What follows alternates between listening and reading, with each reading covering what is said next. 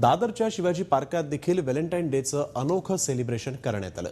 गेल्या 6 वर्षांपासून HelpAge India ही संस्था ज्येष्ठ नागरिकांसाठी व्हॅलेंटाईन डेचं आयोजन करत असते।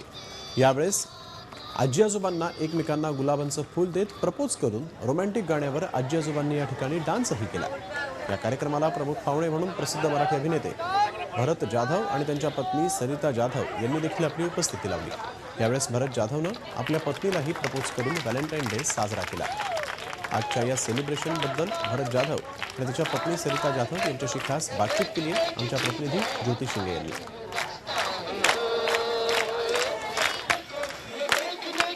दादर शिवाजी पार्क येथे ज्येष्ठ नागरिकांनी अतिशय प्रेमात आजच्या दिवसाची सुरुवात केलेली आहे। आपल्यासोबत काही ज्येष्ठ नागरिक आहेत, त्यांच्याकडून आधी आपण जाणून घेऊया की आजचं सेलिब्रेशन झालं, कसं वाटले तुम्हाला?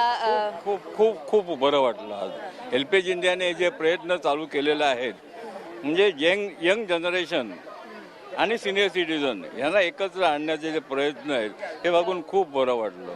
आजी, तुम्ही आज डान्स केला, त्यांनी तुम्हाला गुलाब दिले, तुम्ही रेड बँड वगैरे बांधला, कसं आधी असं कधी झालं होतं का?